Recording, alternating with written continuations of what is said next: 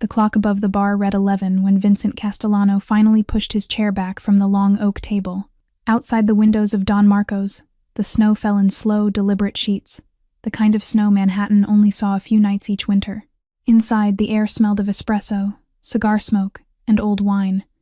6 men in dark suits remained seated, watching him in silence, the way one watches a king prepare to leave a throne. "That's enough for tonight," Vincent said. His voice carried no anger, only finality. The men nodded once. No one questioned him. No one dared. He buttoned his black overcoat and slid the heavy gold ring back onto his right hand, the engraved crest catching the dim light for a brief second. 36 years old, sharp jaw, dark eyes that had seen too much, and a name that opened every door in Little Italy. Vincent did not smile when he walked out. He never did. The cold hit him like a slap as he stepped onto Mulberry Street. His driver, Tomas, was parked 2 blocks away near Grand. Most bosses would never walk that distance alone. Vincent always did. He had a strange habit on nights like this, slipping into the back alley behind the restaurant for 3 or 4 quiet minutes before getting in the car. It was the only time of day he allowed himself to be just a man and not a name. The alley was narrow, lit only by a single yellow bulb above a kitchen door. Steam rose from the grates. Snow gathered on overflowing trash bins. He walked slowly, his polished shoes pressing fresh prints into the slush, his breath ghosting in front of him. That was when he heard it. A thin, broken sound, almost lost beneath the wind. A baby crying. Vincent stopped. His hand moved on instinct, sliding inside his coat to the grip of the pistol holstered against his ribs. In his world, no sound was ever innocent. He listened again. The cry came from behind a stack of cardboard near the dumpster. Weak, hungry, real. He stepped forward, slow and silent, the way men in his profession learn to move before they learn to speak. He reached the corner, lifted the loose flap of cardboard with one gloved hand, and froze. A little girl looked up at him. She could not have been more than 7. Her coat was 2 sizes too small, torn at the elbow. Her dark hair clung to her cheeks in damp strings. Her lips were blue. In her thin arms, wrapped tightly in a cloth that should have been thrown out months ago, lay a baby, no older than a few months, his face pale as paper. The girl did not scream. She did not run. She only held the baby tighter against her chest, as if her body alone could keep him alive. "Please," she whispered, her voice cracking like ice. "He's cold. Please, mister, don't let him die." Vincent did not move. Something inside the most feared man in New York simply stopped working. He had stood over bodies in basements without blinking. He had buried friends, sentenced enemies, watched his own sister be lowered into the ground. For 7 years, no tear had touched his face. But now, looking down at this small, shivering child, at the baby blue beneath her coat, at the way she trembled while still trying to shield someone smaller than herself, the world tilted under him. Then she lifted her face fully into the light. Her eyes. Vincent felt his breath leave his chest. He knew those eyes. He had loved those eyes. Years ago. In a different life. His knees almost gave. Without a word, he tore off his overcoat, the heavy black wool still warm from his body, and wrapped it around the baby and the girl together. Then he reached for his phone, his hand shaking for the first time in years. "Tomas," he said quietly, "bring the car. Now." The Bentley moved through the snow like a black shadow, its tires hissing softly against the wet pavement. Inside, the heater roared at full power, but the little girl still trembled. She sat curled against the door, her thin legs tucked beneath her, the baby pressed so tightly to her chest that her knuckles had turned white. She did not look at Vincent. She did not look out the window. Her eyes never left the small face wrapped in his overcoat. Vincent watched her from the seat across, one hand gripping his phone, the other resting motionless on his knee. He had questioned hardened men in cold rooms and read their faces in seconds. He could not read this child at all. He pressed the phone to his ear. "Bella," he said when the line clicked, "I need you at the house. Tonight. A baby. Maybe 3 months. Hypothermia. And a girl. 7. Same condition. Bring everything." Bella Moreno did not ask why. She never did. "I'm 20 minutes out," she answered, and the line went dead. Vincent set the phone down. He studied the girl again, careful, gentle, the way a man approaches a wounded animal he does not want to startle. "What's your name?" She did not answer at first. Then, very softly, "Luna." "Just Luna?" She nodded. "And the baby?" Her arms tightened around the bundle. His name is Elias. A pause, a breath. My mom said I had to protect him. She said never let anyone take him. Vincent leaned forward slightly. Where is your mom now, sweetheart? Luna's lips trembled. She turned her face toward the window and said nothing more. He did not push. He had learned, long ago, that some silences were sacred. The Bentley turned off the highway 20 minutes later and slid through the iron gates of the Castellano estate. 2 armed guards stepped back as the car passed. The drive curved through bare trees crusted in snow, and at the end of it stood the house, vast, white-stoned, every window glowing soft amber against the dark sky. Tomas opened the back door. Vincent stepped out first, then turned and lifted Luna into his arms, the baby still cradled against her chest. She weighed almost nothing. Her body felt like a bird's, fragile and wet and too cold. The front doors swung open before they reached the steps. Rafael Cruz stood waiting in the entrance hall, a glass of bourbon in his hand, his shirt collar loose. At 40, he was lean, sharp, polished, the man Vincent trusted to stand at his right side. Rafael's smile of greeting died the moment he saw what Vincent was carrying. Boss, he said carefully. Who are these children? Found them in the alley behind Don Marco's. Rafael's eyes shifted from the baby to Luna. They lingered on her face a beat too long. Something passed across his expression. Fast, controlled, almost invisible. A flicker, a calculation. He blinked it away before anyone else could notice. But Vincent had noticed. I'll have a room prepared, Rafael said smoothly. Already done, Vincent replied. He walked past him without another word. Bella arrived within the hour, her medical bag in hand, her dark hair still dusted with snow. She worked quickly in the upstairs guest suite, peeling back the wet cloth, checking the baby's color, his breathing, his tiny pulse beneath her fingers. Hypothermia, she murmured. Mild dehydration. He's lucky. Another hour outside and we'd be talking differently. Luna stood beside the bed the entire time, refusing to sit, refusing to eat, refusing to leave. When Bella finally swaddled Elias in clean blankets and laid him under the warming lamp, Luna climbed onto the chair beside the crib, pulled her knees to her chest, and watched him breathe. Within 10 minutes, exhaustion took her. Her head slid sideways against the cushion. She slept with one small hand stretched between the bars of the crib, fingers resting against the baby's blanket. Vincent stood in the doorway long after Bella had gone. The hallway behind him was dark. The room was warm. He did not turn on the light. He just stood there, watching the little girl breathe. And for the first time in 7 years, something inside Vincent Castellano, something he had buried so deep he had forgotten its name, stirred awake. 5 in the morning came gray and silent over the Castellano estate. Snow still drifted past the tall arched windows, but the wind had finally stopped. Inside the guest suite upstairs, a small figure stirred in the chair beside the crib. Luna opened her eyes before any clock could wake her. She did not stretch. She did not yawn.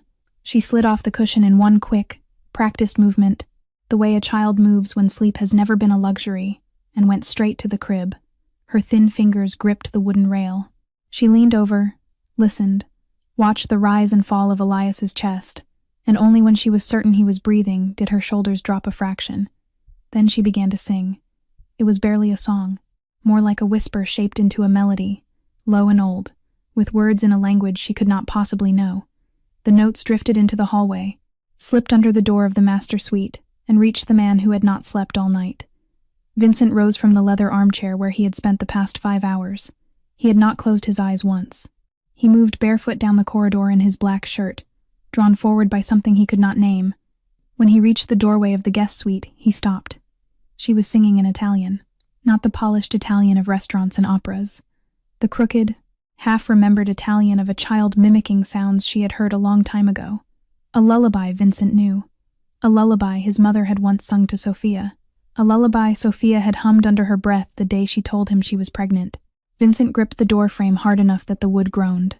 Luna heard the sound and turned. Her dark eyes met his without fear. "He's still cold," she said softly, "but not as cold as before." Vincent forced his voice back into his throat.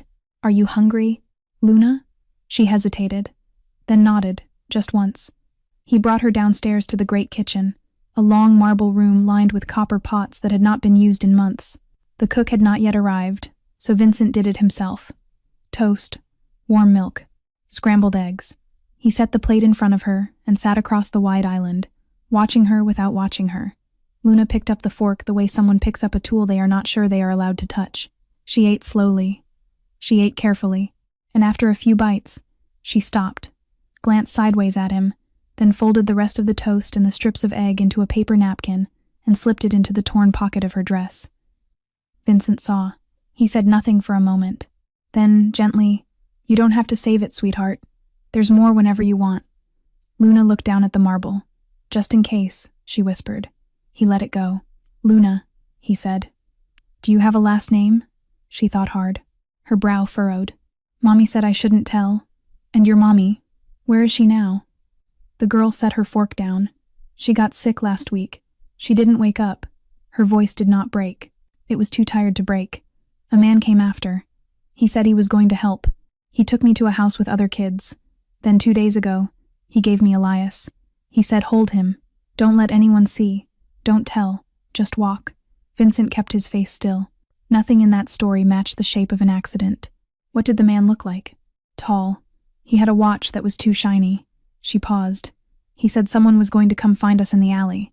He said to wait." Vincent's jaw locked. He noticed something then.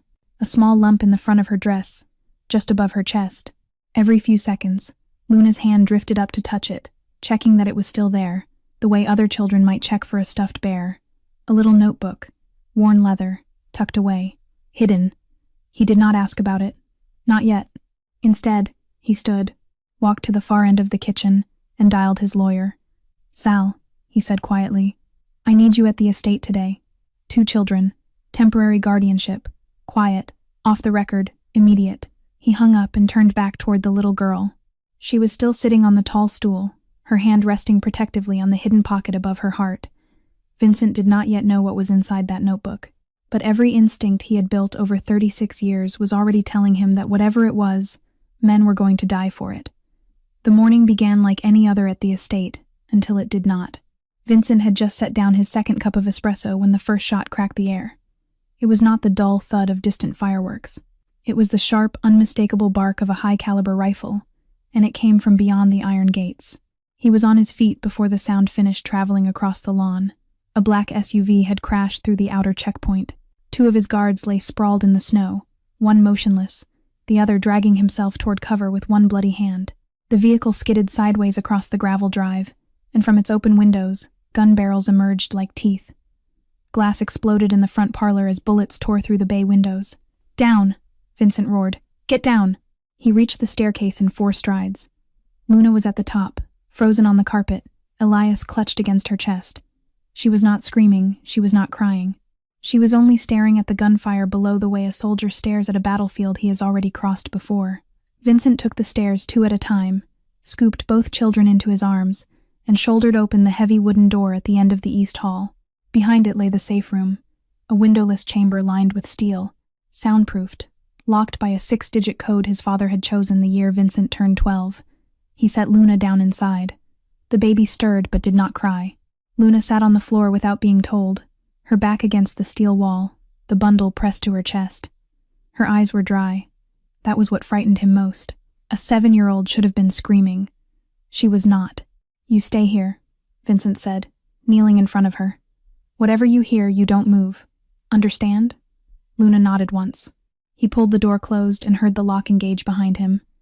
Out in the corridor, the firefight had escalated into something organized.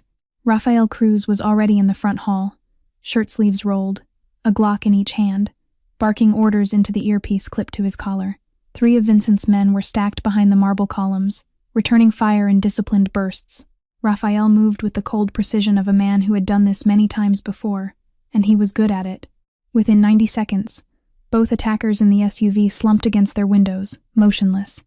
Silence fell. The kind of silence that follows violence, and feels louder than the violence itself. Vincent walked out into the cold without a coat. The snow soaked into his shoes.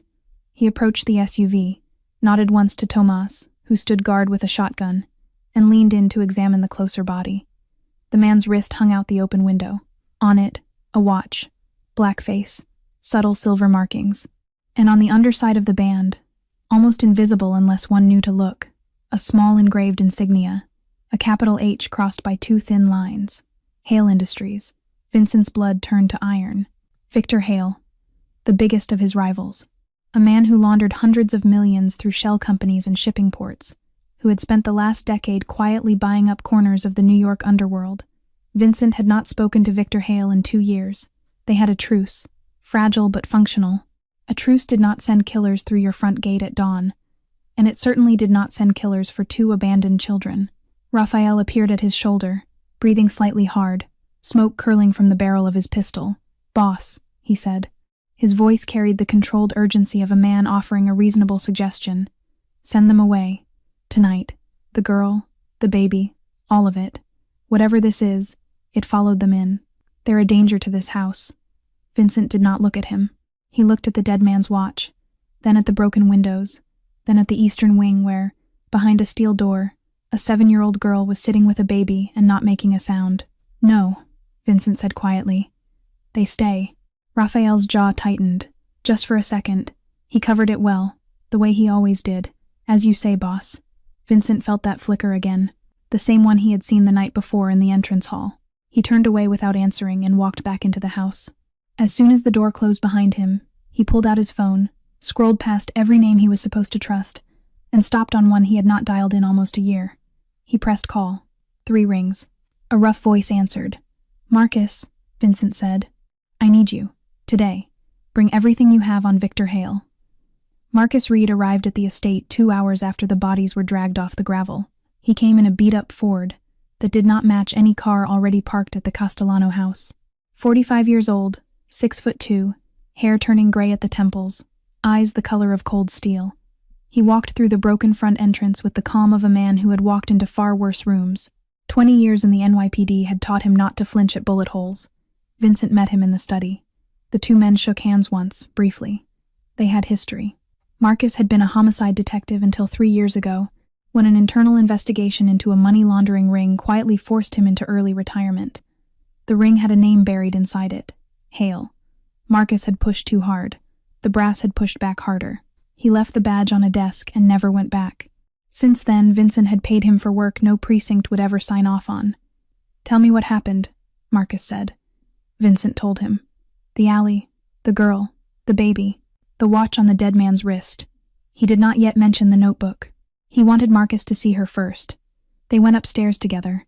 Luna was sitting on the floor of the guest room, building a small tower out of sugar cubes Bella had left on the breakfast tray. Elias slept beside her in a cradle. She looked up when the men entered, her body tensing the way a stray cat tenses, ready to run. Marcus did something Vincent had not expected. He sat down on the rug, cross-legged. 6'2" of former detective folded onto the floor like he had nowhere else in the world to be. "My name is Marcus," he said quietly. "I'm a friend of Mr. Vincent. I used to find people who got lost. I'm not going to ask you anything you don't want to answer." Luna studied him. A long moment passed. Then she pushed one of the sugar cubes across the rug toward him. Marcus accepted it like it was a gift of gold. He spoke to her for almost an hour. About small things. The color of the snow. The name of the baby. Whether she liked drawing. Vincent stood by the window, silent, watching a man who had once interrogated killers turn himself into something soft enough for a child to trust. When Luna finally began to talk about the days before, her voice did not waver. "Before Mommy got sick," she said, "we lived in a building in Brooklyn, the yellow one with the broken stairs. There was a man on the floor below us. He came up sometimes. He was scared all the time. Did you know his name?" Marcus asked gently. "Mommy called him Mr. Webb." Vincent's eyes flicked toward Marcus. Marcus did not move. "One night," Luna continued, "I heard noises. Loud ones. Mommy told me to stay in the closet. But I looked through the crack." She swallowed. "There were 3 men. They were hitting Mr. Webb. He fell down. He was bleeding a lot. Then they left him there." She paused, picked up another sugar cube, and turned it in her small fingers. "He didn't die right away. He crawled. He had a finger, and he was writing on the floor, with his blood. Numbers. Lots of numbers. Then he stopped moving. The room was silent. "What did you do, sweetheart?" Marcus asked. Luna reached into the front of her dress, and slowly, carefully, drew out the small leather notebook. She held it for a moment as though deciding whether the world was safe enough for it. Then she handed it to Marcus. "Mommy said to remember important things, so I wrote them down before someone cleaned the floor. Marcus opened it. His face changed. Vincent stepped closer. On the third page, in the uneven handwriting of a 7-year-old, ran a single string of numbers, 24 digits, spaced into groups of 4, copied with the obsessive accuracy of a child who had been taught to never get one wrong. Marcus stared at it for a full 30 seconds without speaking. When he finally looked up, his face had gone the color of paper. "Vincent," he said, and his voice was barely above a whisper. "These are not just numbers. This is an access key." Vincent felt the floor shift beneath him. He looked at the small girl sitting on the rug, sugar cubes still in her hand, and understood, with a cold and final certainty, that the child sleeping in his house was carrying something men would burn cities to obtain. They left Luna upstairs with Bella and a fresh tray of food. Vincent took Marcus down to the soundproofed office in the basement, the room where the Castellanos held conversations no microphone in the world was meant to hear. He locked the steel door behind them. Marcus laid the notebook on the heavy oak desk and opened it to the third page. He stared at the digits as if they might still rearrange themselves and turn into something less terrible. "Tell me," Vincent said. Marcus pulled a folded paper from his jacket, a printout, blurred surveillance photos, and a redacted federal memo. 6 months ago, he said, the Bureau opened a closed file on something called Iron Vault. It's not a building. It's a network. A private digital banking system that runs underneath the regular financial world. Every major criminal organization on 3 continents uses it. Cartels, arms brokers, politicians who launder through shells. Hundreds of billions move through it every year, and nobody can touch it because nobody has access without the keys. He tapped the page. "This," he said, "is one of those keys. 24 digits. The exact format Iron Vault uses for its master administrator credentials. Whoever holds this string can move money, freeze accounts, expose every name on the network." Vincent stared at the small handwriting. A child's handwriting. "Daniel Webb," Marcus continued. "I've heard the name. Last year he was the chief accountant for Iron Vault. 3 months ago he disappeared with a backup of the master ledger. Word on the street was that he was going to sell to the highest bidder, or hand it to the feds, depending on which day you asked." "He never made it," Vincent said quietly. "No, he didn't. He hid in a building in Brooklyn that he thought no one knew about. And he died on that floor while a 7-year-old girl watched through a crack in a closet door." Vincent closed his eyes for one slow breath. "Victor Hale," he said. Marcus nodded grimly. "Hale has been hunting this string for 6 months. He has more men in the field looking for it than the FBI does. Whoever delivers it to him takes over half the underworld. Whoever holds on to it becomes the most hunted person in the country." The 2 men were silent. And right now Marcus finished. The only living witness to where these numbers came from, the only person on Earth Hale can connect to that ledger, is sleeping in your guest room, holding a baby. Vincent's hands lay flat on the desk. He did not move them. "He won't stop," Marcus said. "Not until she's dead. He can't afford to." Vincent finally lifted his eyes. "No one outside this room knows about that notebook," he said. "Not my men, not my lawyer, not Bella, no one. Just you, me, and the girl." Marcus nodded once. "I'm doubling every position on the property by tonight. I want the perimeter walked every 20 minutes. I want eyes on every car within a mile, and I want you to start digging into Hale's network. Quietly. I need to know who he's paying, who he's burning, and who he's fucking." "Done," Marcus said. Vincent locked the notebook in the wall safe behind the painting before they went back upstairs. The rest of the day moved in low, careful gears. Workmen came and replaced the front windows. 2 extra cars rolled into the gatehouse. Bella stayed close to the children and asked no questions. That evening, Vincent sat with Luna in the library. He had not been in this room in years. The fireplace had been swept and lit. The lamps glowed soft amber against the leather spines on the walls. Luna sat on the rug at his feet, a small picture book open across her lap, sounding out words one at a time. "Mutane," she tried. "Mountain," Vincent corrected gently. "Mountain." She turned the page. Her finger traced a line of letters about a fox who lost his way and found a new home with a stranger. She did not understand all the words yet, but she leaned closer to the page, frowning with serious concentration. When she reached the last sentence and read it correctly all by herself, she lifted her face to look up at him, and she smiled. It was small, brief, almost shy, but it was the first time Vincent Castellano had seen this child smile, and it cracked something in his chest he did not know was still there. Hours later, after Luna had fallen asleep beside the dying fire, Vincent stood over her with a blanket in his hands. The firelight moved across her face, the shape of her cheek, the curve of her brow. For one long, impossible moment, he was not looking at Luna at all. He was looking at Sophia. And Sophia had been dead for 7 years. The fire had burned down to coals when Vincent finally stepped back from the sleeping child. The blanket still lay folded across his hands. He could not bring himself to put it down. He sat in the leather chair across from her and let the past come for him. 7 years ago, he had been 29. Younger then, sharper edges, fewer lines around the eyes. He had only just inherited his role from his father after Don Castellano's first stroke. Sophia had been 25, 3 years younger than Vincent, but in many ways older. She had been the only Castellano who laughed at the dinner table, the only one who refused to wear black, the only one who kept fresh flowers on her windowsill in a house that smelled of cigars and gun oil. Sophia had been pregnant that winter, and the father had been Adrian Vega. The Vegas were not just enemies. They were the reason Vincent had attended his first funeral at the age of 9.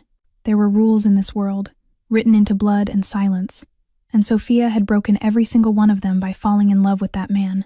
The night she told their father, Don Castellano had risen from his chair so slowly it had frightened Vincent more than any shouting could.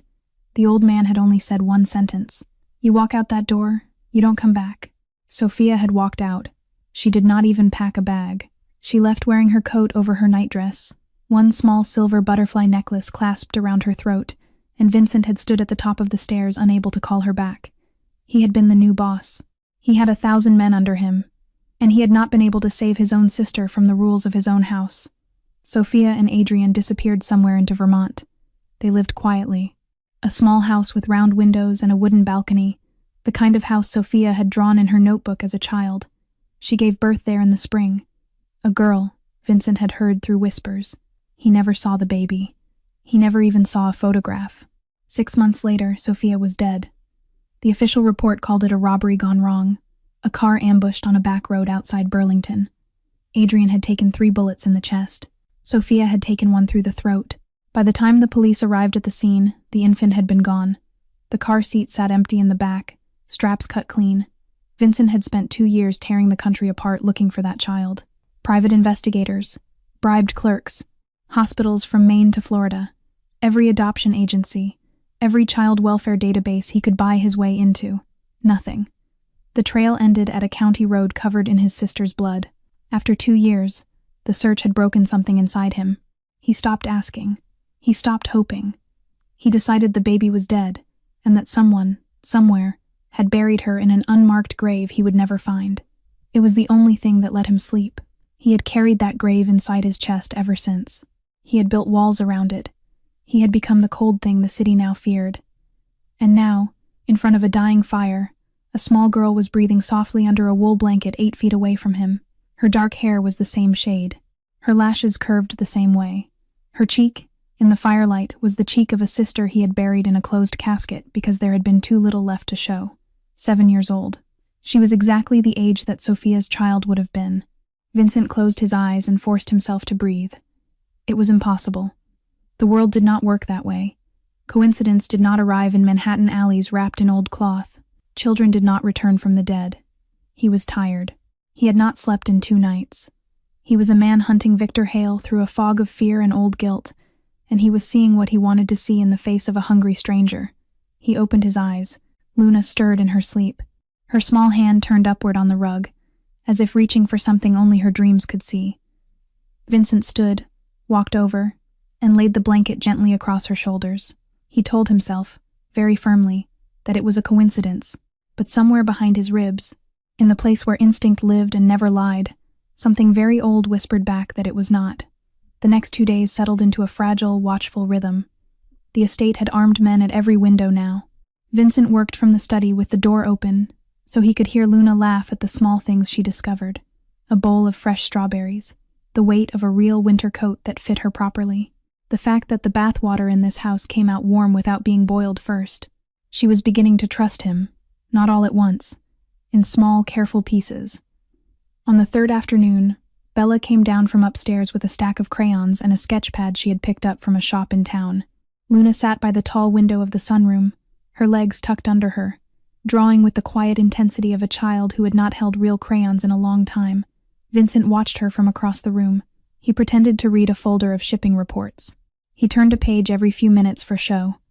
His eyes kept drifting back to the small figure at the window. After almost an hour, Luna slid down from the chair and walked over with the sketch pad pressed shyly against her chest. "I made you something," she said. She held it out to him. Vincent took it. For a moment he could not breathe. The page showed a house, a small 2-story house with a wooden balcony and round windows, set against a backdrop of dark green pine trees. Crooked white smoke curled from a stone chimney. Yellow flowers sat in a row of pots along the railing. The roof was slate gray. The front door was painted blue. He knew that house. He had seen photographs of it exactly twice in his life. Both had been in a private investigator's folder. The house in Vermont where Sophia had lived with Adrian Vega. The house where his sister had given birth and, 6 months later, kissed her baby goodbye for the last time. Vincent kept his face very still. "Luna," he said carefully, "this is a beautiful house. Have you ever lived in a place like this?" She shook her head. "Has Annie ever visited one?" Another shake. "Then how did you draw it?" Luna shrugged in the way only small children can. "I see it sometimes. When I close my eyes." He nodded slowly. He turned the page sideways as if studying the proportions, mostly to give his hand something to do. That was when he saw it. The drawing was not the only thing. The collar of Luna's sweater had shifted while she leaned over to hand him the sketch, and a small chain had slipped free against her throat. At the end of it hung a tiny pendant, tarnished silver, slightly bent on one wing, a butterfly. Vincent's hand froze over the page. He had bought that necklace himself. For Sophia's 20th birthday, from a jeweler on 47th Street. He had watched the man engrave a single S on the underside of the right wing. Sophia had worn it every single day until the morning she walked out of the Castellano house. It had not been on her body when they brought her home in a closed casket. He reached out, very gently, and lifted the small pendant on the tip of one finger. The metal was warm from the child's skin. He turned it over, just enough to see the underside of the right wing. A small, hand-engraved S. The room tilted around him. He set the pendant back against her chest with a steadiness that cost him everything he had. "That's a pretty necklace, sweetheart," he said softly. "Where did you get it?" "Mommy gave it to me," Luna said. "She said it was from someone who loved us very much. She told me to never lose it." Vincent kept his voice level. "What was your mommy's name, Luna?" She thought for a moment. Her brow tightened the way it did when she was being careful. "She told me to never say her real name out loud." "Then don't say it. Just nod." "Was it a long name?" A small nod. "Did it start with an E?" A pause. A nod. Vincent set the sketch pad down on his knee. "Thank you for showing me your drawing," he said. "It's the best one I've ever seen." Luna smiled and ran back to the window. The moment her back was turned, Vincent rose, walked into the hall, and quietly intercepted Bella outside the kitchen. "I need a buckle swab from the girl," he said. His voice was barely above a whisper. "Tonight, discreetly, while she's brushing her teeth. Run it against the sample I gave you 3 years ago, the one from Sophia's hairbrush." Bella did not blink. "Yes, boss." He turned back toward the sunroom and almost walked straight into Rafael Cruz. Rafael was leaning casually against the doorframe, a glass of water in his hand, his eyes calm, too calm. "Boss," he said pleasantly. "Any progress on the investigation? Has Marcus turned up anything useful yet about our little guests?" Vincent looked at him for a long moment. He did not answer. He simply walked past. And he understood, with a quiet, cold certainty, that he was going to have to start watching Raphael the same way he watched his enemies. That night, after Luna had been tucked into bed beside the cradle, and the lights in the upstairs hall had been dimmed, Bella came down the long staircase carrying a small folder. Her face was set in the particular kind of stillness she only wore when something did not add up. She found Vincent in the study, standing by the window, looking out at the snow-covered driveway and the 2 new vehicles parked along the perimeter wall. "Close the door," he said without turning around. She did. Then she stepped to the desk and opened the folder. "It's about the baby," Bella said. Vincent finally turned. "He's healthy," she said. "That's the first thing that doesn't fit. Far too healthy. When you brought him in, his core temperature was low and he was a little dehydrated. Yes, but everything else about him is wrong for the story we were given." She laid out a series of notes on the desk in neat lines. Children abandoned to the streets in winter look a certain way, Vincent. Their skin shows it, their weight shows it, their muscle tone, their hydration patterns, the inside of their mouths. I've worked with kids like that. I know what neglect looks like. She tapped the page. This baby has none of it. He's been bottle-fed on schedule, probably every 3 hours. His skin is clean. His diaper rash is minimal. His nails were trimmed, recently and carefully, by someone who knew what they were doing. There's no untreated cradle cap, no signs of long-term cold exposure. She paused. And this is the part I want you to hear clearly. There were traces of medical alcohol on the inside of his elbow. Fresh. The kind a clinic uses to swab a vein before drawing blood or starting an IV. Within the last 48 hours, Vincent's hand tightened on the back of the chair in front of him. He was in someone's care, Bella said quietly. A real one.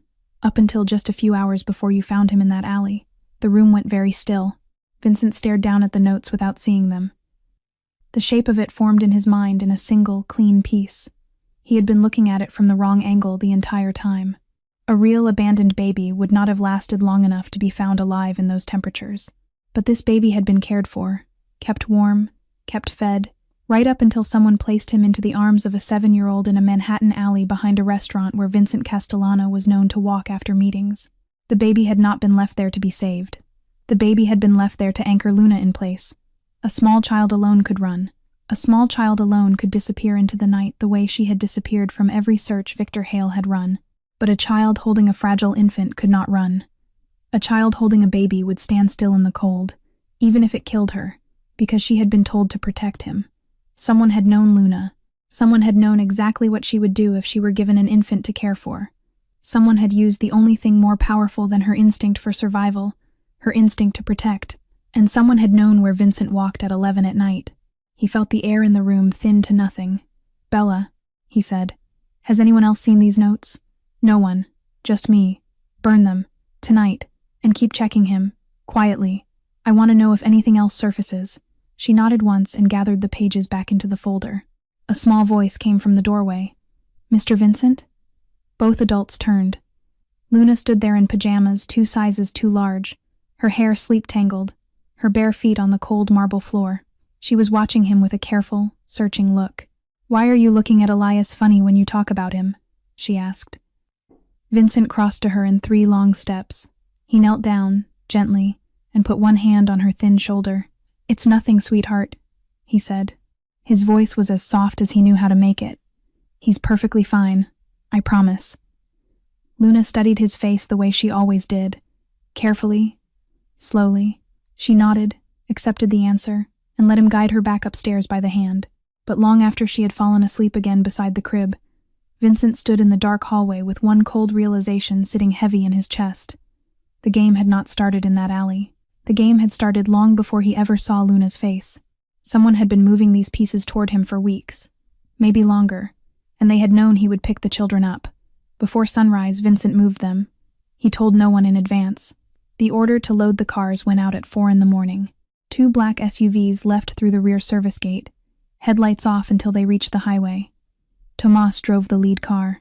Vincent rode in the back with Luna pressed against his side, Elias asleep in a portable cradle at their feet.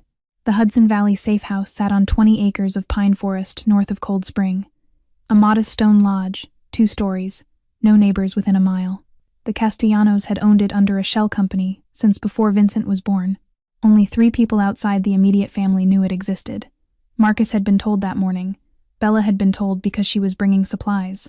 Raphael had been told because Raphael was still officially Vincent's right hand, and removing him from the loop would have raised suspicions Vincent was not ready to raise.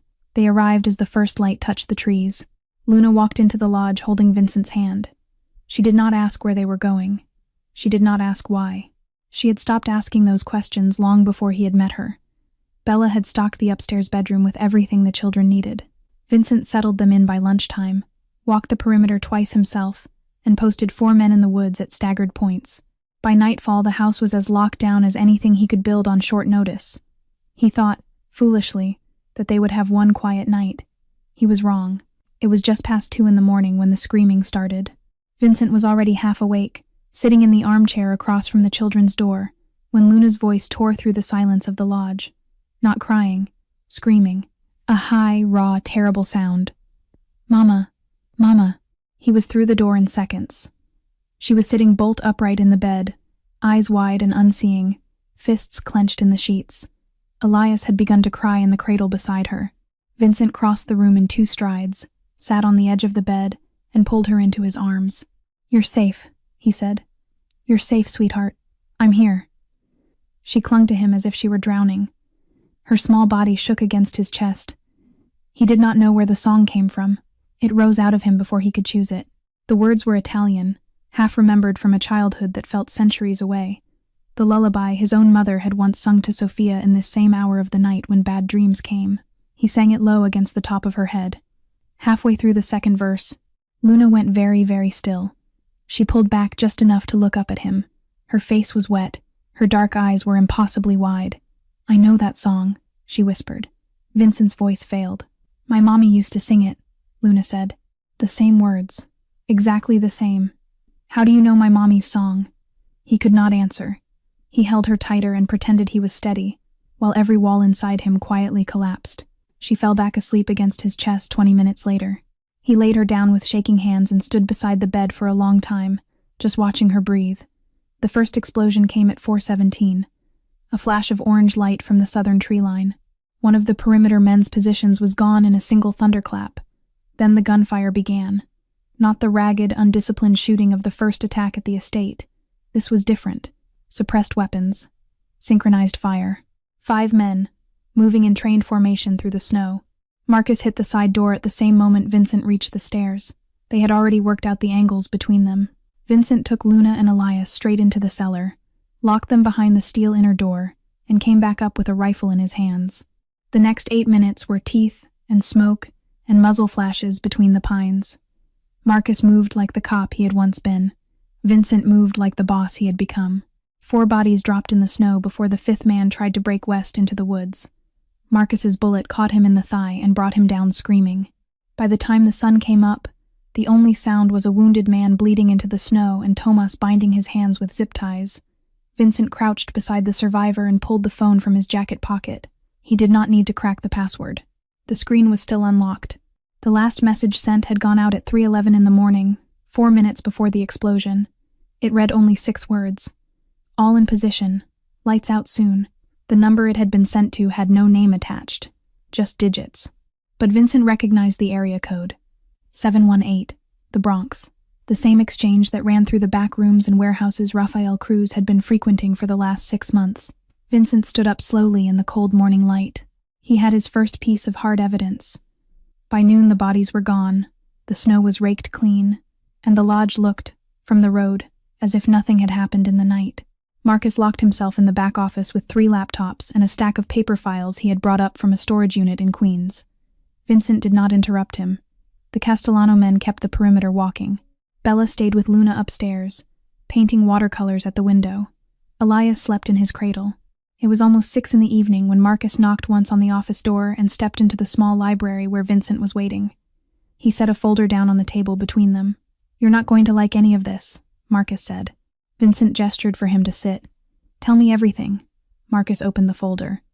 "I started with the phone number from the Bronx," he said. "Burner. But I traced the device's pattern to a tower the device hits every Tuesday and Thursday between 9 and 11 at night. Same neighborhood, same warehouse complex on Webster Avenue.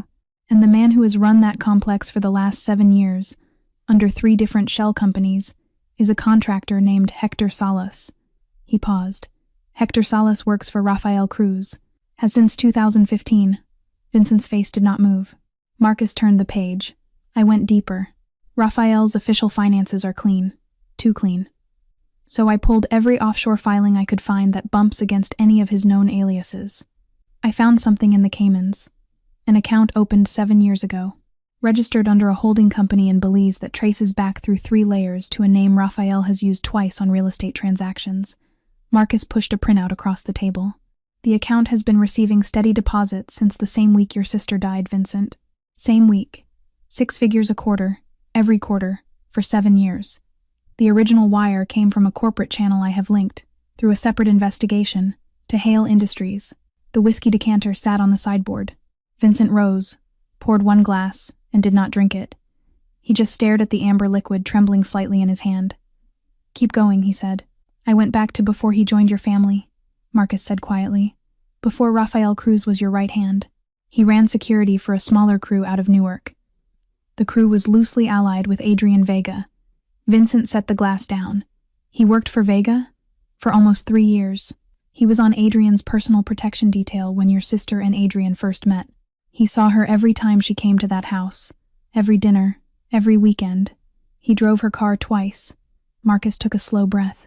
"He wasn't transferred to your family by accident, Vincent. He requested it. 6 months after Sophia and Adrian went into hiding, he came to your father's people offering loyalty and information. He was placed under you. You were 29. You trusted him." Vincent's hand closed slowly into a fist. "The robbery on the Vermont road," Marcus continued. "I always thought it was clean, wet work. Professional shooters, well placed. But I never had the angle. I have it now." Rafael fed Adrian's location to Victor Hale. Hale's people pulled the trigger. "Vega and your sister died exactly where Rafael told them to be." Vincent's voice came out low. "And the baby." Marcus closed the folder. "The baby was not killed at the scene. The car seat was cut, not torn. Whoever lifted that infant was careful. And whoever lifted that infant was working for the same man who arranged the ambush." He looked Vincent in the eye. "Rafael did not let Sophia's child die that day. He swapped her. He moved her. He buried her trail under another name, and then he came home and shook your hand and told you he was sorry for your loss." The whiskey glass shattered against the fireplace. Vincent had not consciously decided to throw it.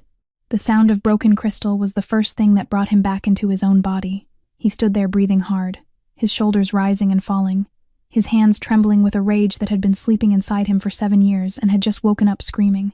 Marcus said nothing. He let the man feel it.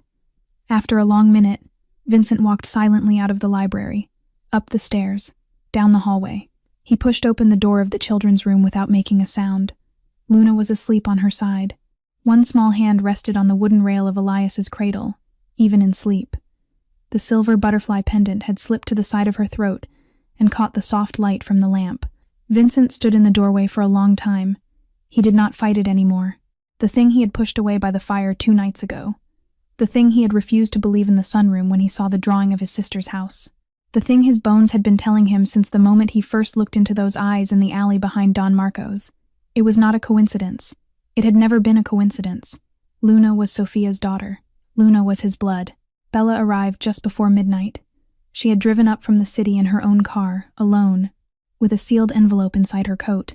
The lab she used was private, off-record, the kind of place where doctors with debts ran tests that never showed up in any system. Vincent had used them once before. He had paid them well enough to forget his name. She found him in the library where Marcus had left him hours earlier. The fire had burned low again. The shattered whiskey glass was still on the hearth. Vincent had not bothered to pick it up. "Bella," he said. His voice was hoarse. She did not say anything. She placed the envelope on the table between them and stepped back. He stared at it for almost a full minute before he reached for it. His hands were not steady.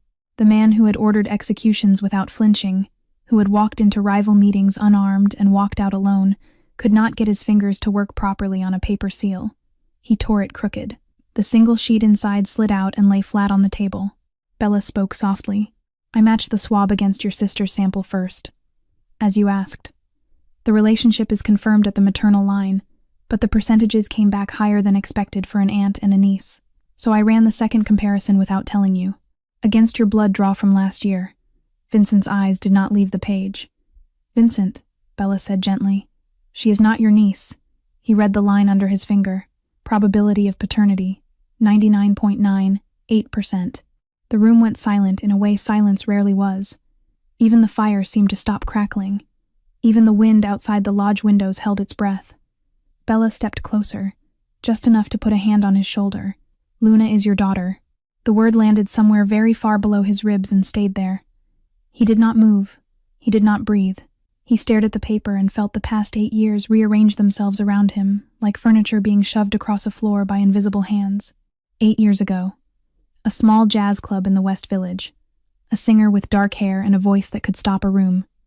Elena Rivera, 25 years old, Cuban, fierce, kind, the only woman Vincent had ever brought home twice. They had been together for 3 months. He had been falling, slowly, for the first time in his life. She had been pregnant and had not yet told him. And then, one Tuesday in February, she had simply vanished. Her apartment was empty. Her phone was dead. Her family had no idea where she had gone. The club manager said she had quit by note, no forwarding address. Vincent had spent 6 weeks trying to find her, and then his pride had risen up like a wall and told him she had run from him because of who he was, because of what his name meant, and that he should let her go. He had let her go. He had buried that name with all the rest. Now, in front of a dying fire, the truth pulled itself together inside his head with brutal clarity. Elena had not run from him. Raphael had taken her. Raphael had needed leverage over the Castellanos for years, and one night, 8 years ago, he had seen Vincent come home with a singer on his arm, and had decided that was leverage enough. He had taken Elena off a city street one cold morning, and locked her somewhere quiet, and there she had given birth to a daughter while the world told Vincent she had abandoned him. Sophia. Sophia had found out somehow. Sophia had always been the one who paid attention. Sophia had pulled Elena and the baby out of whatever dark room Raphael had kept them in, and instead of bringing the child home to Vincent, she had hidden Luna with herself, because Sophia had already been pregnant with Adrian's child, and already running from the family. Sophia had taken her brother's daughter and her own unborn child into the same small house in Vermont, and tried to raise them together, in safety, until she could bring everyone home alive. Sophia had died for that decision, and the child who had survived in Vermont, the child Raphael's people, had lifted out of that bloody car seat 7 years ago, had been Luna, Vincent's daughter, his own. For 7 years, while he sat in this house drinking himself into rooms full of ghosts, his child had been alive, passed from hand to hand, used, hidden, hungry, shoved into the snow with another baby in her arms as bait for a man who had not even known her name. His knees gave. He did not feel himself going down. He felt the floor against his palms before he understood he had hit it. A sound came out of him that he had never made before, not at his sister's funeral, not at his mother's bedside. Bella crouched beside him in silence and let him break. He stayed on that floor for a long time. When he finally rose, his face was wet and his breathing was ragged, but his eyes had changed. He walked to the door, looked up the stairs toward the room where his daughter lay sleeping, and spoke a single sentence into the empty hallway. "No one," Vincent said quietly, "is ever going to lay a hand on that little girl again." Morning came pale and slow over the Hudson Valley. Luna woke to the smell of pancakes. She padded down the stairs in her oversized pajamas, hair sticking up on one side, and found Vincent in the kitchen wearing a dark sweater, sleeves pushed up to his elbows, flipping batter in a cast-iron pan as if he had done it 100 times before.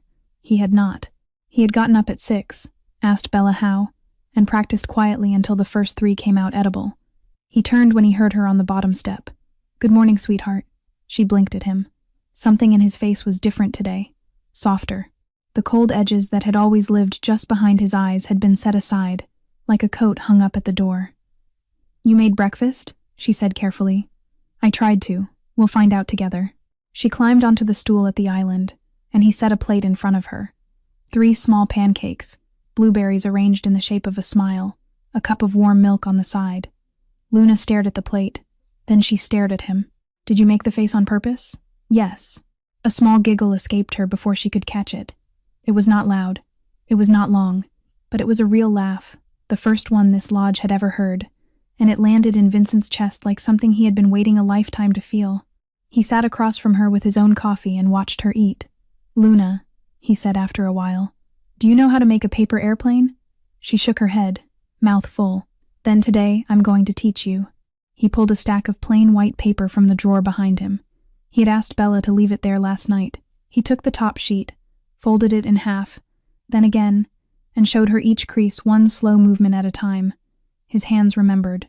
He had taught his sister these same folds when Sophia was 8 years old, sitting at the kitchen table of the old Castellano brownstone on a Sunday afternoon, both of them in trouble for something neither of them remembered now. Luna leaned over the counter, watching every move. He gave her a sheet of her own. Her small fingers fumbled the first fold. He guided her gently, his large hand barely touching hers, just enough to angle the paper. Like that? Just like that. When her plane was finished, she held it up reverently in both hands, as if it were something precious that might fly away. He showed her how to throw it. She missed twice. The third time, the plane sailed across the kitchen, looped once near the window, and landed neatly on top of the fruit bowl. She laughed again, louder this time. "Did you see that? Did you see, Mr. Vincent? Did you see how far it went?" "I saw." She made another, and another. By the time the plates were cleared, there were 6 paper airplanes on the kitchen floor, and one little girl with flour on her cheek, from where she had pushed her hair back with sticky fingers. She paused mid-throw and looked at him, suddenly serious in the way only small children can become. "Mr. Vincent?" "Yes, sweetheart. Why are you so nice to me?" The question caught him in the throat. He came around the island and crouched down beside her stool, so they were at the same height. He took both of her small hands inside one of his. "Because you're special, Luna," he said quietly. "More than you know. More than I can tell you yet." She studied his face for a long moment. She did not ask what he meant. She just nodded, the way she nodded at things grown-ups said when she had decided to trust them. Then she reached into the pocket of her pajamas and took out the small leather notebook. She held it out to him with both hands. "I want you to keep it," she said. "You're better at hiding secrets than I am." He took it carefully. "Are you sure?" "Yes. Mommy said only give it to someone who would never lose it. I think that's you." He opened the notebook on the counter beside her. He had only ever looked at the 3rd page before, the page with the numbers. Now he turned the others, slowly, one at a time. Drawings, dozens of them. A house with round windows. A woman with dark hair and a kind smile. A small silver butterfly. The page with the bloody numbers, copied in shaky crayon. And, scattered through the pages, again and again, in different colors, in different sizes, the same figure, a tall man, in a long black coat, standing in shadow. Sometimes he was at the edge of a forest. Sometimes he was at the end of a long hallway. Once he stood in a snowy alley. She had been drawing him for a long time. Vincent's voice did not come out for a moment. "Who is this man, Luna?" "I don't know his name," she said. "I see him in my dreams. Mommy used to say he was the one who would find me one day. She said when he came I would know him." She looked up at Vincent with serious dark eyes. I think she was right. He turned his face away then, very quickly, on the pretense of reaching for a napkin. He needed her not to see his eyes. That night, when bedtime came, Luna took his hand at the bottom of the stairs and did not let go all the way up. She held on as he tucked her in. She held on as he turned out the light. She only let go when she had finally fallen asleep. Her small fingers curled around 2 of his, like she had been waiting her whole short life to find a hand that would not pull away.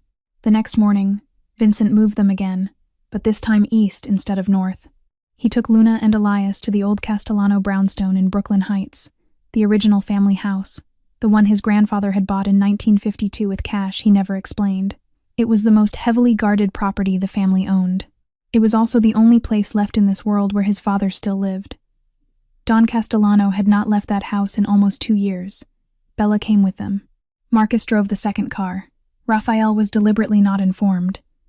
Luna held Vincent's hand as they walked up the worn marble steps. She had never seen a building like it from the inside.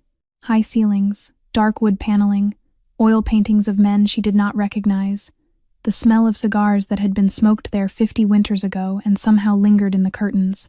She slowed near the door of the front parlor, suddenly shy, pressing closer to his leg. "It's all right," he said quietly. "There's someone I want you to meet. He's old. Sometimes he sounds gruff, but he's family." She nodded once. She did not let go of his hand. He left her in the hallway with Bella, and walked into the parlor alone first. Don Castellano sat by the window in his wheelchair, a wool blanket across his knees. 70 years old now. White hair combed straight back. His shoulders had narrowed in the last decade, but the eyes had not. The eyes were still the eyes that had stared down 4 federal indictments and outlived 3 rival bosses. "Sit down, Vincent," the old man said before his son had even reached the chair. Vincent sat across from him. Then he told him. All of it. The alley. The numbers. Daniel Webb. Iron Vault. The watch from Hale's man. The drawing of the house in Vermont. The butterfly pendant. The lullaby in the dark hallway of the safe house. The traces of medical alcohol on a baby's arm. The Cayman account. Newark. Before he wore the Castellano ring. Elena Rivera. 8 years gone. Sophia, 7 years dead. The DNA report on the table at the lodge. He did not soften any of it. His father had never accepted anything softened in his life. When Vincent finished, Don Castellano did not speak for a very long time. The old man's hands rested on the arms of the wheelchair. They began to tremble. Not the tremor of age, something else. And then, in the slow gray light of the front parlor, Vincent watched his father weep. It was almost silent. A few tears, no more, sliding down a face that had not allowed itself the luxury in 50 years. Vincent had stood beside his father at his sister's funeral, and the old man's eyes had been dry. He had stood beside his father at his mother's bedside, and the old man's eyes had been dry. Vincent did not have a memory anywhere in his life of seeing this. Don Castellano lifted one trembling hand and dragged it across his cheek. "She is a Castellano," he said. His voice was rough as gravel. "She is our blood. She is in this house. She comes home." He looked up at his son. There was something fierce in those wet old eyes now. "Bring her in. I want to see her face." Vincent rose and went to the doorway. He held out his hand. Luna walked across the room slowly, her small dress swinging at her knees, her dark hair brushed neat. She stopped a few feet from the old man and looked up at him without speaking. Don Castellano studied her for a full half-minute. The old man's mouth worked, as if searching for something. Then he held out one shaking hand, palm up. "Come closer, child." She glanced at Vincent. Vincent nodded. She stepped forward. The old man laid his rough, spotted hand against her cheek with a tenderness no one in that household had seen from him in decades. He looked at her bone structure, the shape of her mouth, the bridge of her small nose. He let out a soft, broken sound. "Sophia," he whispered. "My God, she has Sophia's chin." Then, with effort, he opened his arms. Luna hesitated only a second before stepping into them. Vincent watched his daughter be folded, slowly and carefully, against the chest of the old man whose word had once moved half of New York. Don Castellano reached into the pocket of his cardigan with his free hand. He drew out a small ring, gold, simple, set with a single chip of dark red stone. The Castellano daughter's ring. Sophia had worn it once. His own mother had worn it before her. 3 generations of Castellano women had carried it on a chain around their necks, until Sophia had been buried without it because no one had been able to find it. He pressed it gently into Luna's small palm and closed her fingers around it. "It's yours, little one," he said. "It has always been yours." Vincent had to look at the floor for a moment. When he raised his eyes again, his father was watching him over the top of Luna's dark head. The tears were gone now. The old man's gaze had hardened back into the iron Vincent had grown up under. "Use everything we have, Vincent," Don Castellano said. "Every man, every favor, every gun in this family." His voice dropped into a sound Vincent had not heard in 20 years. "And finish Raphael. He betrayed 3 generations of this house. He does not see another sunrise." Vincent walked back into his Long Island estate the next morning, wearing the same face he had worn for the past 10 years. The cold one. The one his men had learned to read for orders and not for feelings. Raphael Cruz was waiting in the foyer with 2 cups of fresh espresso on a silver tray. "Boss," Raphael said warmly, "you look like you haven't slept." "I haven't." Raphael handed him a cup. Vincent took it. Their hands brushed for half a second. He did not let his face change. He drank the espresso. He thanked Raphael. He walked into the study. He shut the door. He set the cup down very gently on the desk so that the porcelain would not crack from the pressure of his fingers. The performance had begun. For the next 36 hours, Vincent did everything a worried boss would do. He paced. He yelled at men over the phone. He demanded reports. He pretended Marcus was running cold. He pretended Bella had nothing new on the baby. He even pretended, when Raphael asked, that he was beginning to wonder if the children were worth the trouble after all. Raphael's eyes lit up at that last sentence, just for an instant before he masked it. Vincent caught it. Vincent filed it away. On the 3rd afternoon, Vincent called a meeting of his inner circle. 6 men in the formal dining room. Coffee, cigars, low voices. He laid out the situation. The estate had been hit twice. The lodge had been hit once. The children could not stay in any location the family had ever used.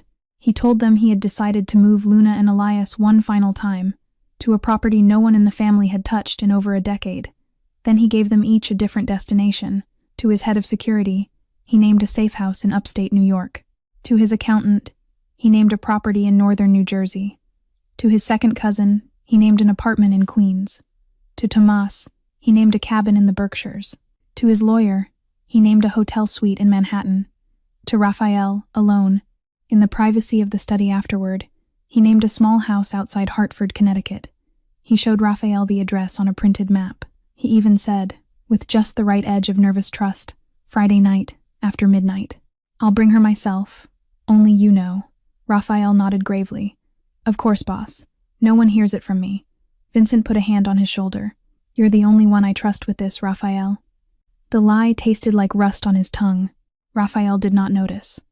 Or if he did, he chose not to. That night, while Raphael was reportedly out at a restaurant in the Bronx, Vincent slipped Luna and Elias out the back of the brownstone in a delivery van marked with the name of a flower shop. Marcus was at the wheel. Bella sat in the back with the children. They drove for 45 minutes and stopped in front of an unremarkable building on a quiet block in Cobble Hill, Brooklyn. The third-floor apartment belonged to no one. Officially, Marcus had bought it years ago through a chain of paper companies he had set up, specifically so that no department in the city could ever find him. It had 2 bedrooms, a small kitchen, a fire escape, and 3 exits. It was where he had once planned to retire if the badge ever truly got him killed. Now it became the safest hiding place in New York. For the next 48 hours, Marcus stayed with Luna and Elias inside that apartment. He cooked simple meals on the small stove. He read picture books out loud in his rough cop voice. He let Luna braid sections of his graying hair while he pretended to be terribly inconvenienced. Elias slept long stretches in the cradle by the window. On the second night, as Marcus tucked her in, Luna looked up at him and asked, very quietly, Mr. Marcus, is he coming back? Marcus did not need to ask who. Always, he said. You listen to me, kid. That man would walk through fire for you. Whatever happens out there, he is coming back for you. You believe me? She nodded, slowly, eyes searching his face. Yes. He turned out the light. Across the river, in a black SUV parked behind a row of pines outside Hartford, Vincent Castellano sat in the passenger seat checking the slide on a pistol he had not personally carried in almost 5 years. The weight of it felt strange in his hand and also, somehow, exactly right. Around him, 20 Castellano men were already in the woods, dug in along the tree line and the back hedges of the small Connecticut house. The lights inside the house were on. A silhouette moved past the upstairs window every few minutes, on schedule. It looked, from the road, exactly like a frightened man trying to keep 2 small children safe. It was, in fact, 2 of his soldiers in the right kind of clothes. At 11:43 on Friday night, the first headlights cut through the trees at the bottom of the long gravel drive. 3 vehicles, no license plates, headlights doused as they coasted closer. A radio in Vincent's hand crackled once. Boss, a voice said quietly. We have movement. 12 men, maybe more. Lead vehicle is Hale himself. Confirmed visual. Vincent's jaw tightened. The trap had sprung. Vincent did not give the order yet. He let the SUVs come closer. He let them stop at the edge of the drive. He let Victor Hale himself step out of the lead vehicle and walk a few paces forward. Because Vincent wanted to see his face. Hale was tall, gray-haired, 50 years old, a black wool coat buttoned to the throat. He stood for a moment looking at the small house with its warm yellow windows, like a man admiring a painting he was about to take off the wall. 11 shadows fanned out from the cars behind him in a practiced arc, weapons drawn, moving across the snow toward the front porch. When the lead shooter set foot on the gravel of the front path, Vincent finally lifted the radio. Now. The night exploded. The first 3 Hale men dropped before they registered the sound. Castellano rifles opened up from the tree line in 3 crossing arcs, exactly as Vincent had walked the angles that afternoon. Glass shattered in the windows of the lead SUV. A second shooter spun and fell. The element of surprise lasted perhaps 4 seconds, and then Hale's men, who were professionals, dove for cover behind their vehicles, and the stone planters lining the path. The firefight became a real one. Tracer rounds carved bright lines across the dark snow. The wooden columns of the porch began to splinter.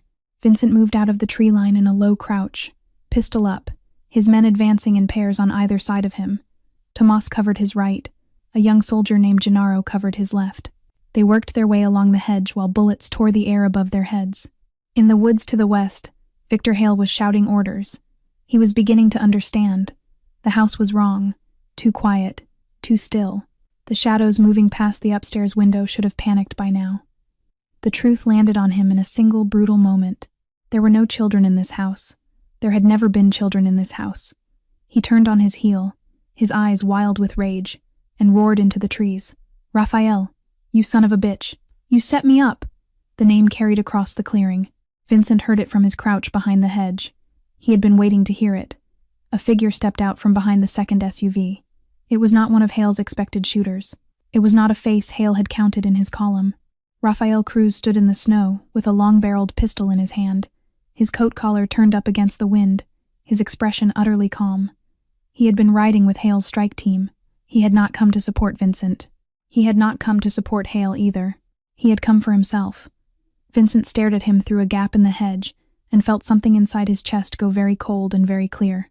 Raphael raised the pistol and fired 3 times into Hale's nearest bodyguard, dropping him into the snow without warning.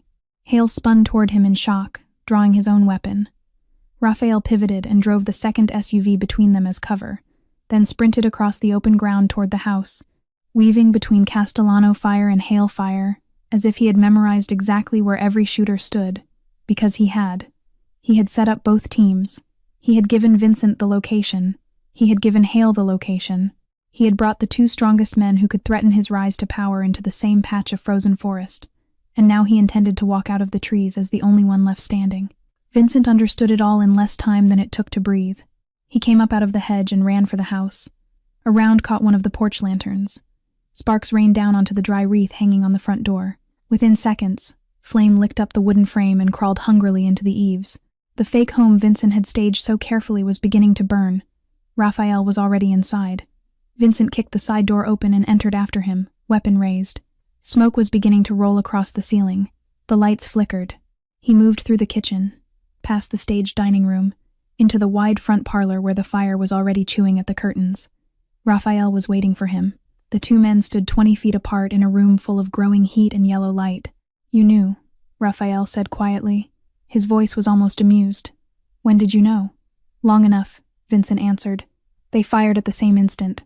Vincent felt the round punch through the meat of his left shoulder and spin him half a step backward. The wall behind him bloomed red. He did not go down. He brought his pistol back up and squeezed the trigger twice. The first round missed Raphael's head by inches and shattered a mirror. The second tore through Raphael's right hand. The gun in his fingers fell to the burning rug with a clatter, and Raphael staggered backward into the wall, a strangled sound escaping his throat as he clutched his ruined hand against his chest. The room burned brighter. Vincent took 1 step forward through the smoke, blood running down his sleeve, eyes locked on the man who had stolen 7 years of his life. Raphael looked up, and for the first time in 2 decades of knowing each other, he was the one afraid. The fire climbed the wallpaper behind Raphael like a slow-living thing. He slid down the wall an inch at a time until he was half sitting against the baseboard, his ruined right hand cradled in his lap, blood pooling onto the rug. The pistol on the floor beside him had skidded too far away to reach. The gun on Vincent's side was still up, still steady, still aimed at the center of Raphael's chest.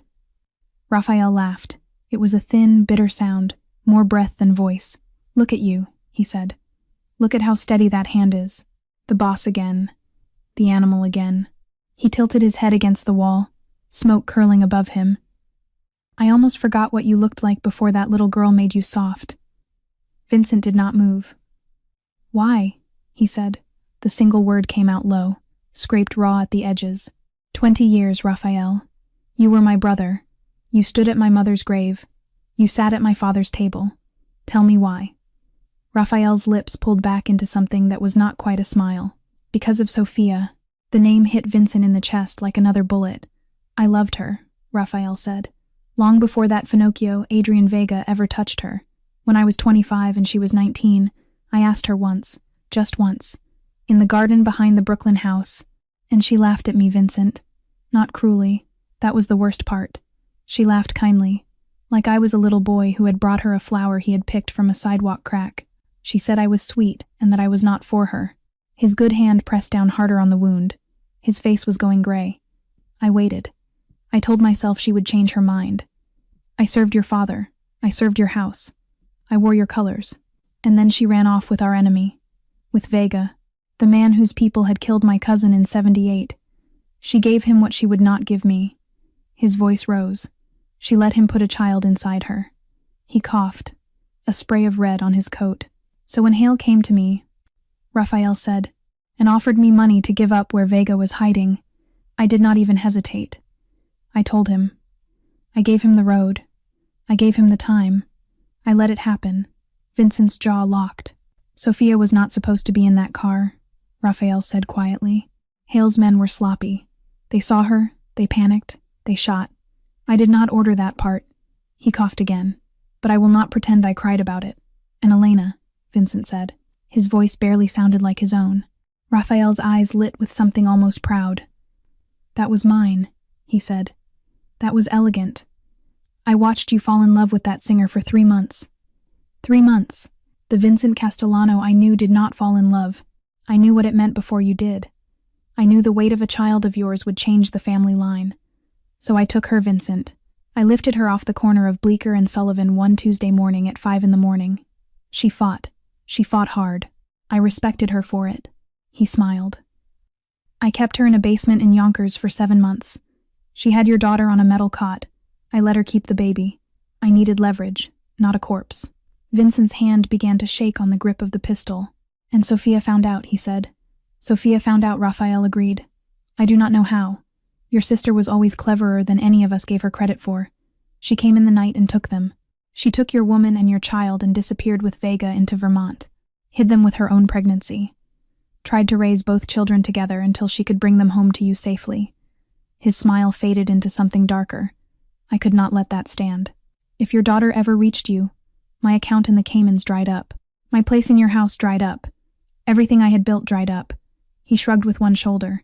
So I told Hale where Sophia was. I let him kill them all. And when his men brought me the baby afterward, I sold her too. I sold your daughter to the same machine that had killed your sister. The fire was very loud now. I wanted you to bleed, Vincent. I wanted you to walk around for 7 years not knowing why you were empty.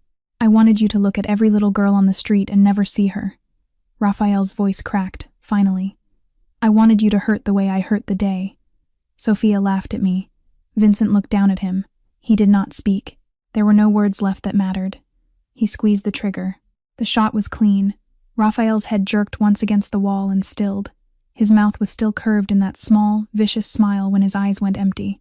The fire took the curtains behind him in a soft roar. Vincent turned on his heel and walked back through the smoke toward the front door, blood running warm down the inside of his sleeve. He stepped out onto the porch. And there, at the bottom of the steps, illuminated by the orange light of the burning house, stood Victor Hale, a pistol leveled directly at Vincent's chest. The two men stood in the orange light. The burning house roared behind Vincent. The snow at the bottom of the steps reflected the fire like spilled gold. Victor Hale's hand was steady on his pistol. His coat was streaked with soot, and his nose was bleeding from where he had taken a fall behind one of the SUVs, but his eyes were clear and merciless. You ruined my empire, he said. Vincent did not lower his own weapon. They were at 15 feet, both arms raised, both barrels aimed. Either man could fire and either man would be hit. Vincent had been in this exact geometry before, twice in his life, and both times he had been the one to walk away. You touched my daughter, Vincent said quietly. You died a long time ago. Your body just hasn't caught up yet. Victor laughed. It was not the laugh of a man losing. It was the laugh of a man who knew something his enemy did not. You think this is over? Victor said. You think you walk off this porch and go pick up that little girl and live happily? I am not stupid, Castellano. I followed your van for 2 days before I came to Connecticut. I had eyes on every corner of every borough. I knew you would never use a Castellano property to hide her. I knew you would use someone outside the family. So I followed your friend Marcus. Vincent's blood went cold. 3 of my men are walking up his stairs in Brooklyn right now, Victor said. They will be inside that apartment in about 4 minutes.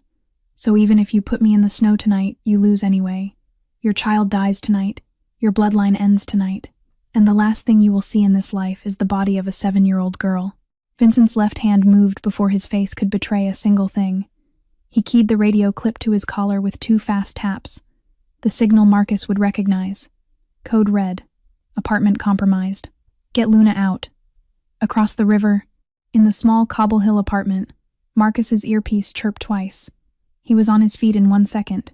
He had been reading on the couch, half asleep, a paperback open on his chest.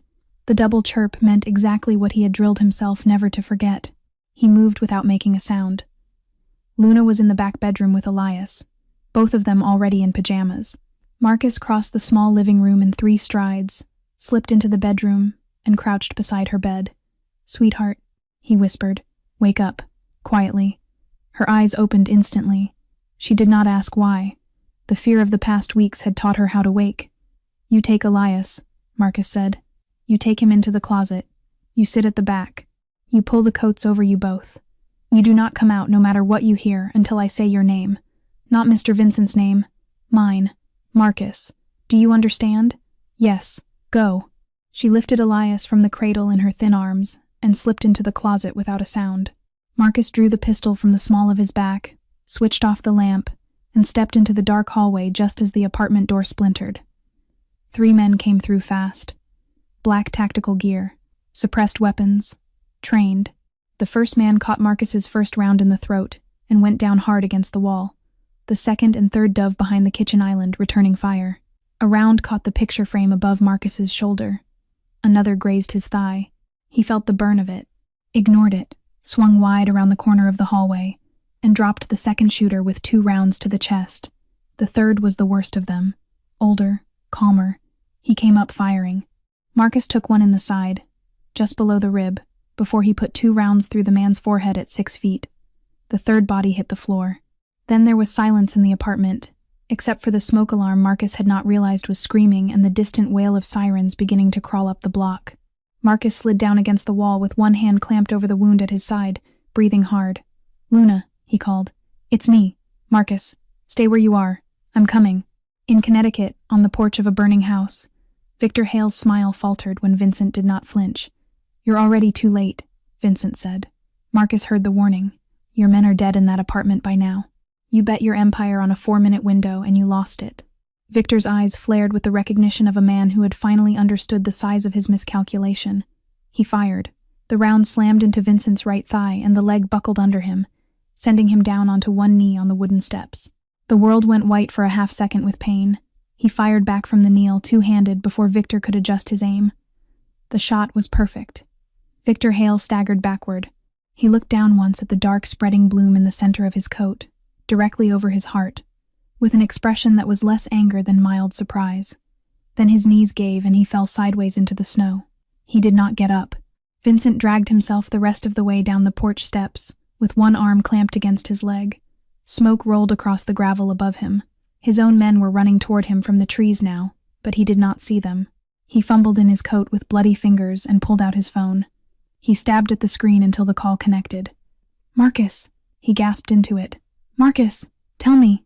Luna. Where is Luna?" The helicopter touched down on the rooftop of a private hospital in Lower Manhattan 38 minutes after Vincent placed the call. He refused to be wheeled inside. A field medic strapped a pressure bandage around his thigh in the air, jammed an IV into his arm, and tried to argue with him about the trauma bay waiting downstairs. Vincent did not hear most of it. He only heard the words Marcus had said into the phone in Connecticut, repeated now in his head on a loop. "She is safe. She is in the closet. The men are down. Come." He limped off the helipad on his own legs with a Castellano soldier under each shoulder. They put him into the back of a black sedan idling on the rooftop access ramp. Tomas was at the wheel.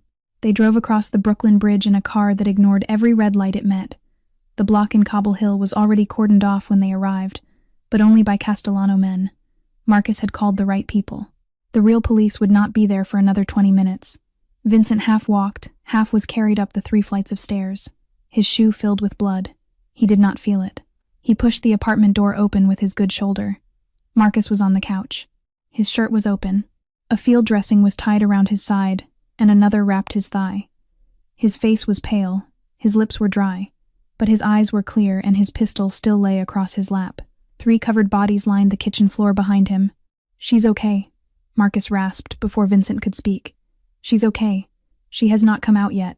I told her only when I called her name." He turned his head toward the back hallway and raised his voice as much as the wound in his side would allow. "Luna, sweetheart, it's all right.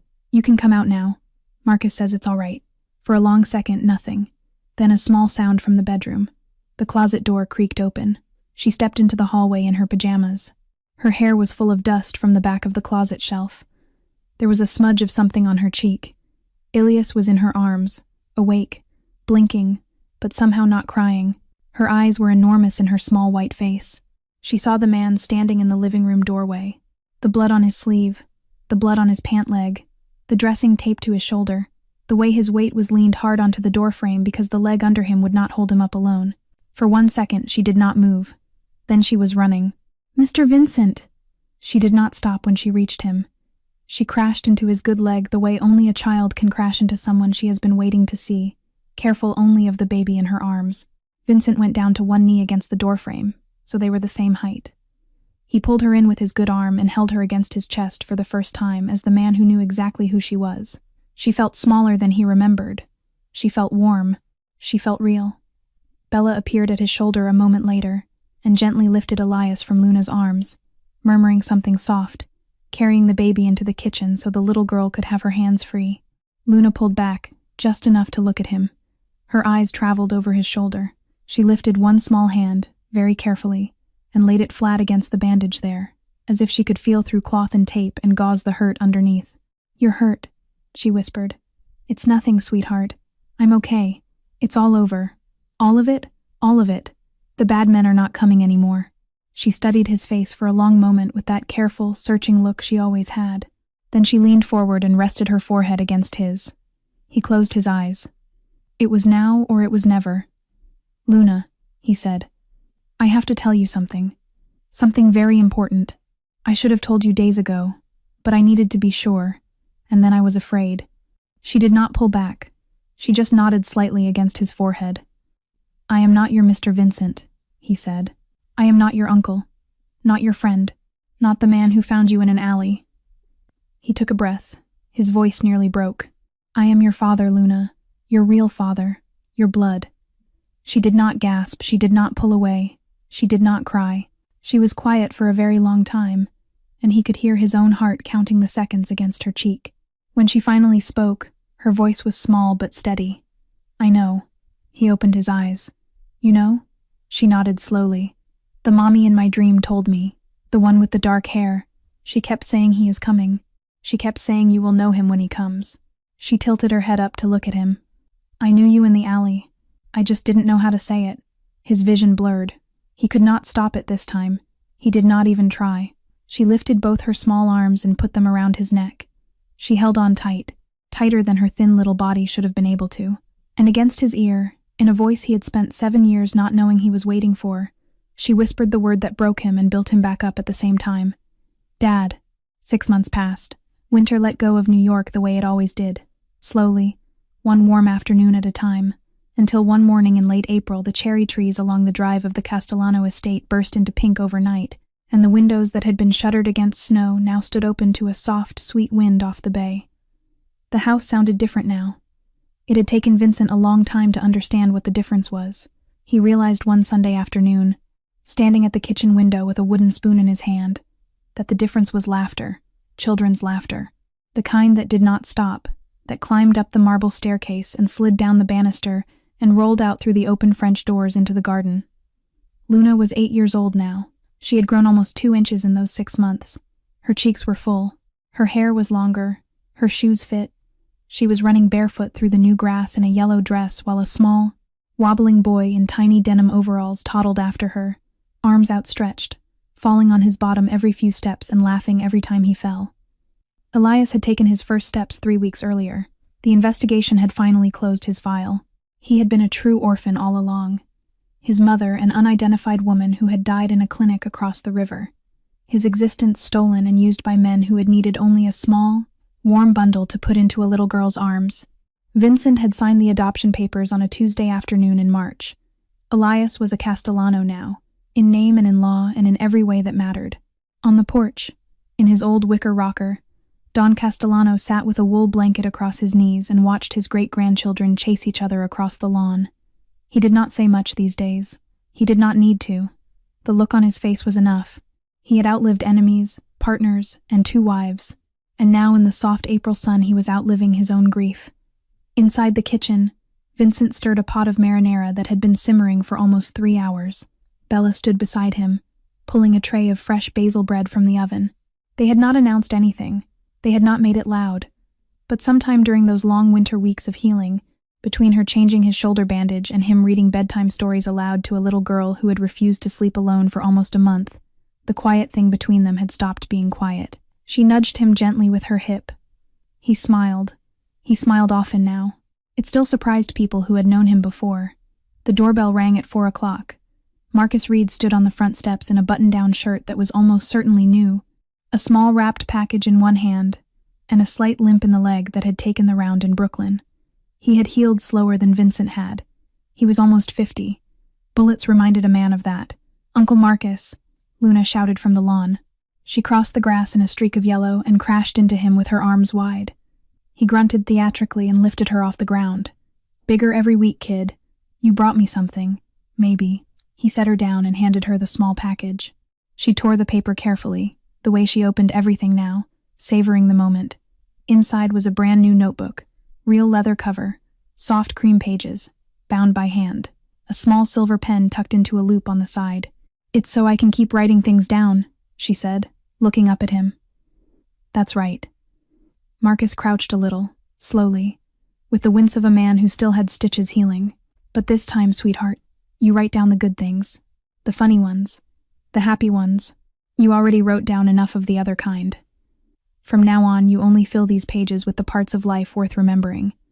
Luna hugged the notebook to her chest with both arms. That night, after the dishes were done and Elias had been laid in his crib and Dawn had been wheeled to bed, Vincent and Luna stepped out onto the upstairs balcony together. The April sky was clear. The first stars were beginning to come through above the trees. Luna leaned against the railing on her tiptoes, her small head tilted up. "Dad?" The word still landed in him like sunlight through a window. "Yes, sweetheart." She pointed up.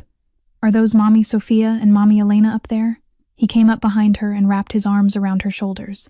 He rested his chin on the top of her head. His eyes followed her finger to the bright cluster of stars rising above the dark line of trees. "Yes," he said. "They are, and they are watching us.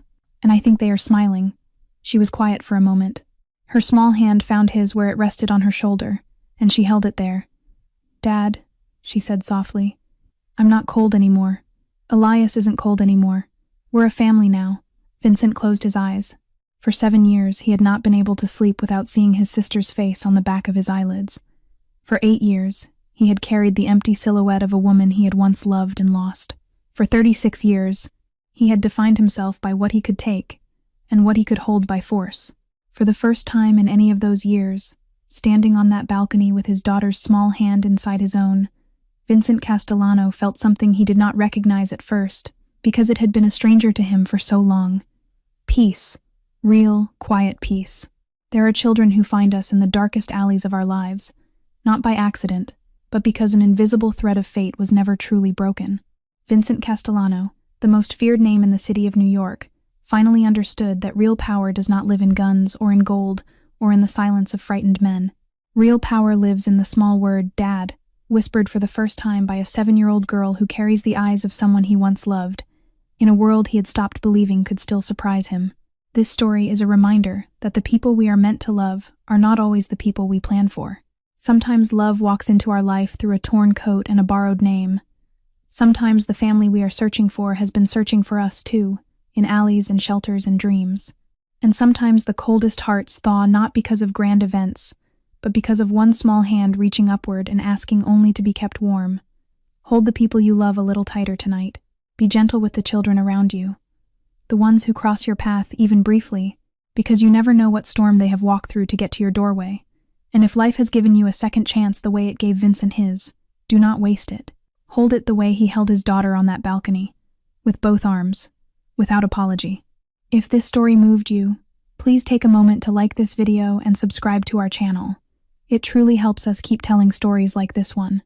Share it with someone you love, someone who needs to be reminded that family can be found in the most unexpected places. We would love to hear from you. Did Luna's story remind you of someone in your own life? Has there ever been a moment when an unexpected encounter changed the way you saw your world? Leave us a comment below. We read every single one, and your words become part of the heartbeat of this little community we are building together. To everyone watching tonight, from wherever you are in the world, we wish you good health, a peaceful heart, and many warm and gentle days ahead. May your home always be full of laughter. May the people you love always come home safely, and may your life always have at least one small hand to hold. Until the next story, take care of yourselves, take care of each other, and we will see you again very soon.